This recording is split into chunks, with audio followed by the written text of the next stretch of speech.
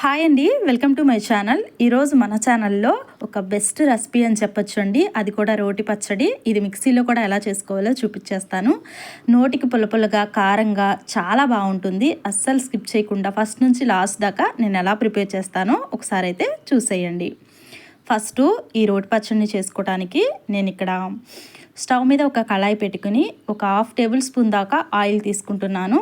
అలాగే 1 table spoon ధనియాలు, 1 table spoon జీలకర్ర, 1/4 టేబుల్ స్పూన్ మెంతులు ఇలా తీసుకుని వీటిని దోరగా వేయించుకోవాలి.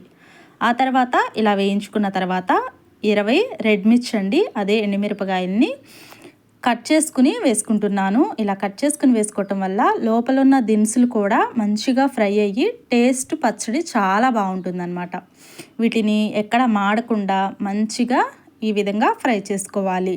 నిదానంగా ఫ్రై చేసుకోవాలన్నమాట. ఈ 1/2 టేబుల్ స్పూన్ ఆయిల్ వేసాను కదండి, అది కూడా వేయవసరం లేదనమాట. మామూలుగా యాక్చువల్గా నేను ఇక్కడ ఓన్లీ ఒక 1/2 టేబుల్ స్పూన్ మాత్రమే యూజ్ చేస్తున్నాను. తిరగమూత కూడా పెట్టవసరం లేదు. అంత బాగుంటుంది ఈ చింతపండు పచ్చడి, చాలా బాగుంటుందన్నమాట. దీన్ని ఈ విధంగా ఫ్రై చేసుకోవాలి. ఇప్పుడు స్టవ్ ఆఫ్ చేసేసుకుని ఆ తర్వాత దీనిలో హీట్ మొత్తం తగ్గిపోయిన తర్వాత మిక్సీలో వేసుకుని మిక్స్ చేసుకోవడమేనండి. ఆ తర్వాత ఇక్కడ ఒక నిమ్మకాయ సైజ్ అంతా చింతపండుని అయితే తీసుకుని హాట్ వాటర్ని అయితే ఒక చిన్న టీ గ్లాసుడు నానబెట్టుకుంటున్నాను అనమాట. ఇలా హాట్ వాటర్తో నానబెట్టుకోవటం వల్ల పచ్చడి అనేది ఎక్కువ రోజులు నిల్వ ఉంటుంది. చింతపండు కూడా త్వరగా నానుతుందన్నమాట. ఇప్పుడు రెడ్ మిర్చి అయితే హీట్ అంతా తగ్గిపోయిందనమాట. ఇప్పుడైతే ఒక మిక్సీ జార్లోకి తీసుకుని ఇవన్నీ చక్కగా మిక్సీ జార్లోకి వేసేసుకోవడమే. ఆ తర్వాత 1 టేబుల్ స్పూన్ కళ్ళుప్పు అయితే వేసుకుంటున్నాను. కళ్ళుప్పు లేకపోతే సాల్ట్ అయినా వేసుకుని అడ్జస్ట్ చేసుకోవచ్చు. మరీ అంత మెత్తగా కాకుండా ఫైన్గా ఈ విధంగా కొంచెం బరకగా ఉండే విధంగా ప్రిపేర్ చేసుకుని మిక్సీ చేసుకోవాలి. ఇలా చేసుకున్నట్లయితే అచ్చం రోట్లో దంచుకున్న పచ్చడి ఎలా ఉంటుందో అలానే ఉంటుందన్నమాట. ఈ విధంగా ఉండాలి. ఆ తర్వాత మనం ముందుగా చింతపండు నానబెట్టుకున్నాం కదా, ఆ చింతపండుని మాత్రమే వేసుకుంటున్నాను. వాటర్ని కొద్దిగా చూసుకుంటూ ఎంతవరకు కావాలో అంతవరకు చూసుకుంటూ అడ్జస్ట్ చేసుకుని మిక్సీలో వేసుకోవాలి.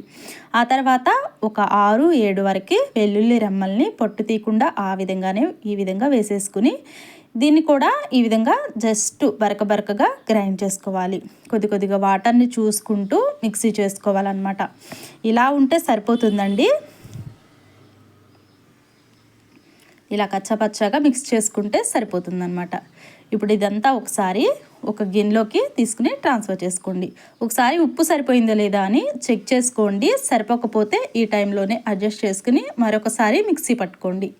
ఆ తర్వాత ఒక మిక్సీ జార్లోకి ఈ విధంగా తీసేసుకుని చిన్న ముక్కల్లాగా ఆనియన్ని కట్ చేసుకుని ఇందులోనికి కలుపుకోవడమేనండి. ఇంకా మీకు కావాలి అనుకుంటే 2 బద్దల్లాగా కట్ చేసి మిక్సీ జార్లోకి ఈ పచ్చడి వేసినప్పుడే కలిపేసుకున్నా కానీ బాగుంటుందన్నమాట.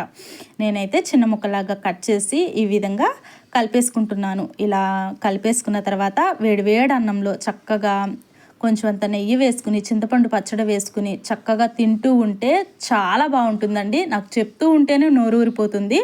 చాలా బాగుంటుంది. పాతకాలంలో ఎక్కువగా ప్రిపేర్ చేస్తూ ఉండేవాళ్ళు అనమాట.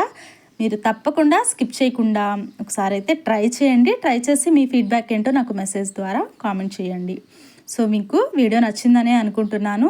వీడియో నచ్చితే కనుక తప్పకుండా లైక్ చేయండి. ఇంకా కొత్త వాళ్ళు కనుక చూస్తుంటే తప్పకుండా సబ్స్క్రైబ్ చేసుకోండి. Thank you for watching.